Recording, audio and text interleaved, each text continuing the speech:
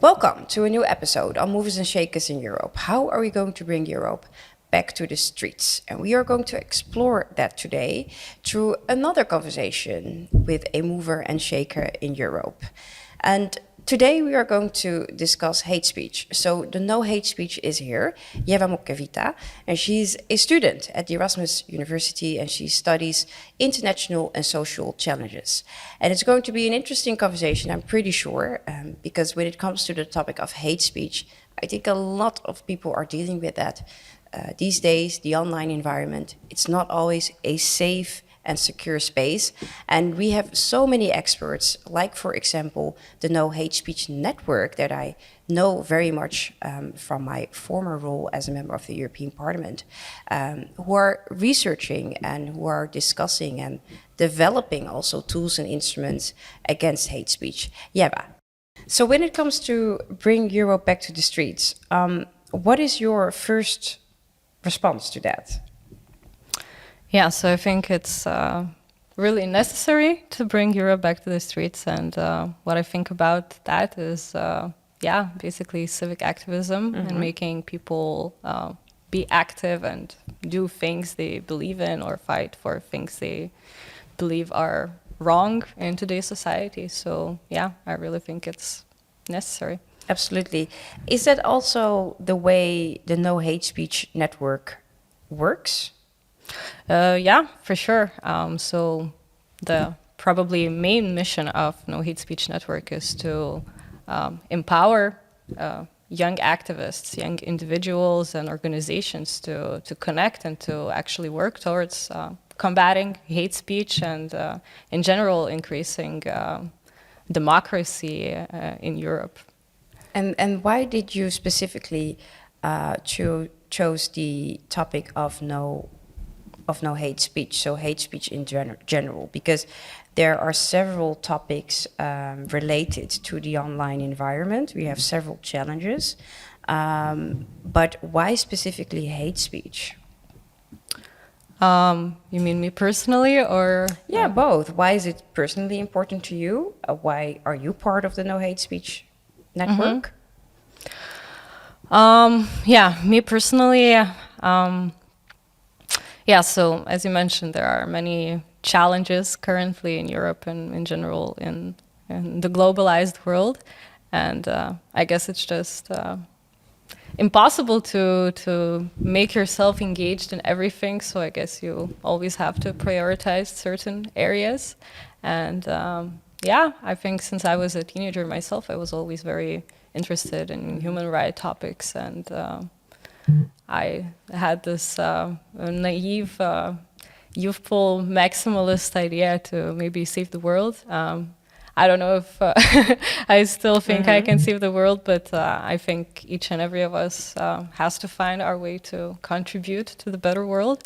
And for me, it was No Hate Speech Network. So I was working in an NGO, which basically connected me to the No Hate Speech Network. What I really like about the network is that, as I said, since it's about mobilizing and empowering young individuals, we really focus a lot on building that interpersonal network, which I think, in my case at least, but for a lot of people, it also motivates you to do something once you know that you have friends, you have like-minded people around you. And also with No Hate Speech Network, we really have a lot of possibilities and opportunities to create our own ideas, create our own initiatives, and work on things that drive us and not the things that are said by other people. So, yeah. Absolutely. Can you elaborate a bit on initiatives that the No Hate Speech undertakes? So an example of that. Yeah, so No Hate Speech Network, maybe I will tell a little bit about history, how it even started. So No Hate Speech Network is basically a baby of No Hate Speech movement. So the network got established in 2019, and since then, every year we have at least 2 activities. So one of them is a study session.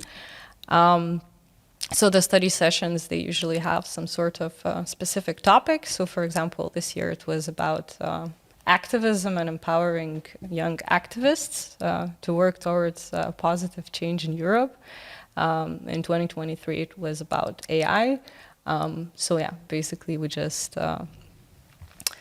sort of generate a topic and also engage activists in organizing it. So it's not only about people who attend the study session and learn new information, find new networks, but also about people who organize it. Because yeah, we're always learning, we're always finding new people around, and yeah, that's about that sort of personal growth as well, not only making the difference.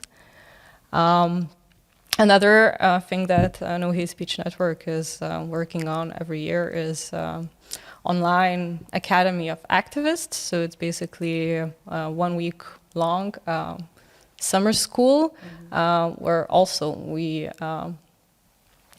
allow young individuals to learn about critical thinking, about also civic activism and stuff like that. And by doing that, they also create networks, create interpersonal connections, and usually in one way or another get involved in the network afterwards.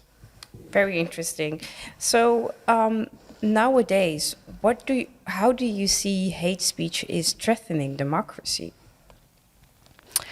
Yeah, so I guess that's always a bit of a debatable question. What is freedom of speech and what is your personal opinion, and where is the line between that personal opinion and hate speech?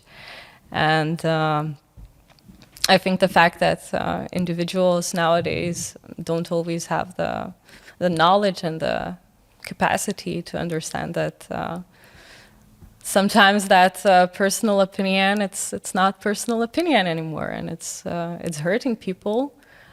Words are hurting people, but usually those hurtful, hateful words, they can be very easily translated into hate crimes, hate actions, and that is very, very, very bad for democracy and for each of us individually. Yes, absolutely.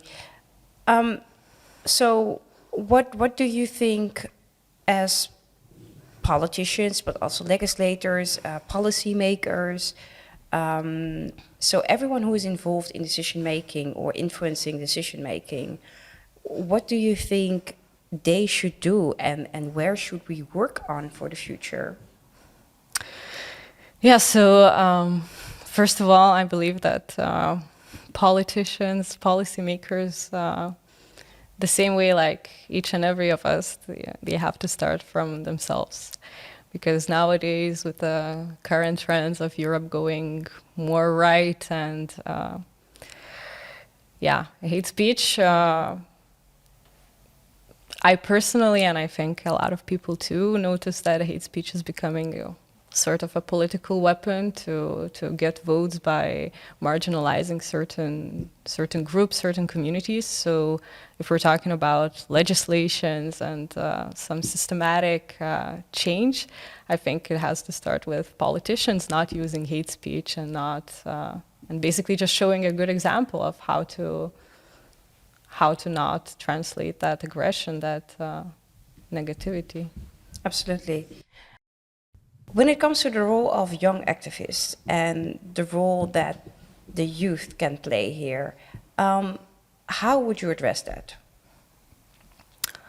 Well, you know, as cheesy as it sounds, young people are our future. Mm-hmm. And yeah, and I don't know, I don't want to say that I'm maybe trapped in the echo chamber, but I don't know, from my personal environment at university, my friends and other young people surrounding me, I really see the trend that young individuals, if you give them the right tools, the right knowledge, they are really interested into the democratic processes and in making the world at least a little bit better place. So I really think that their role is important because when you hear it from, I don't know, some politician saying how important civic activism is or something like that, it's one thing. But when you hear it from your peers who are also maybe involved in civic activism or whatever, it motivates you to do something. And the sort of peer-to-peer education, it really brings big power. And the more you do, the more motivated you are to do even more. Absolutely. And when it comes to the topic of hate speech, bringing Europe back to the streets, what kind of collective action can we undertake together to inform people better about the rules and behavior in the online environment? Do you think there is more guidance needed or more awareness needed?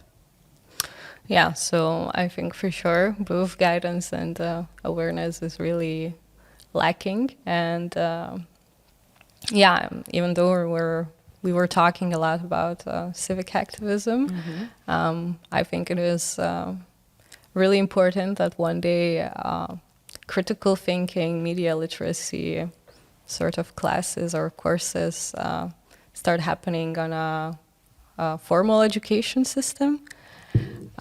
Because the younger people become aware of the need to talk about these topics and to be literate on social media platforms, the better the picture will be, especially with the TikTok consumption nowadays among the youth. It's really important, and I think the platform of TikTok, it's been quite controversial with deep fakes, disinformation and stuff like that, but it can also be used as a platform, as a forum to actually educate young people, and not only young people, in general society, about those topics in a engaging manner. Absolutely. What do you think people can do when they experience hate speech online? So what is the best way to handle it? I think it is important to talk about it because a lot of the times I'm not sure if all the people who are writing those negative comments, negative remarks online, if it comes from a bad place, if it comes with some negative intents. I guess in some occasions, but not always. So I think it's really important if I personally receive something to talk about that and to share what effects it has on personal mental health and in general, what trends it even can bring to society. Because a lot of people, they're, as I said, not necessarily coming from a bad place, but they're just unaware of what influence, what power those words can bring. Absolutely. What would be your last advice, your last message for people who listen and watch, if they think now, okay, hate speech, maybe first a question before that, how do you recognize hate speech? Do you have some tips and suggestions on how to detect hate speech online? Well, I don't know. I personally usually just try to follow my emotions on that. If I read something, some comment, how does it make me feel? What does it make me think? Because a lot of people will say, but that's freedom of speech. Yeah, exactly. So that's this sort of slippery slope. Where do we draw the line? And I don't think that it's very easy to answer, because if it was, then probably we wouldn't even have this discussion today. But I don't know, like, me myself, if I'm, let's say, if I was to tell someone some negative remark or whatever, I would first think, is it necessary and does it bring some sort of value? Because most of the time, yeah, it does not. And then what's the point to do that? Because all of us can share some thoughts privately, but we don't have to do that publicly. Exactly. So, yeah. yeah. And that's the danger when you decide to share certain things publicly, just out in the open, and that can be very dangerous and hurtful for a lot of people. So for people who might be inspired to act themselves, to fight hate speech, what would your advice be? Like, for example, can they be part of the No Hate Speech Network? What can they do? Yeah, so of course, since we live in a very technologically advanced world, so I guess everyone can start doing things online by, I don't know, just opening a TikTok account and starting to create some educational videos. But yeah, everyone is really open to, not only open, but also invited to join No Hate Speech Network, since that's our mission, to connect people who are interested in this, who see the meaning behind this. And yeah, we're always looking for new members, new connections, and the more eyes and hands we have, the more we can do together. Do you need to be an expert? No. Okay. Yeah. As long as you share the mission to fight it and to strive for more democracy. Yeah. And sometimes the less you know, it can be even better, because then you open yourself up for new knowledge, for new experiences, and you basically learn by doing. Absolutely. For how long have you been a member now of the No Hate Speech Network? Yeah, so I think I joined the initiatives of No Hate Speech Network only last year, November, so not very long, but I'm really happy to be here today and to talk about this topic with you. And I think that I will, probably still be engaged and making some new initiatives. Great. Sounds great, Ieva. Thank you so much for being here. And it's very insightful also to hear and learn more about the No Hate Speech Network. And like I said, the No Hate Speech Network has done an amazing job and is also helping politicians, legislators, policymakers. So I'm very thankful for that, and also the cooperation we had in fighting hate speech online. Thank you very much for listening and watching. This was a new episode on Movers and Shakers in Europe.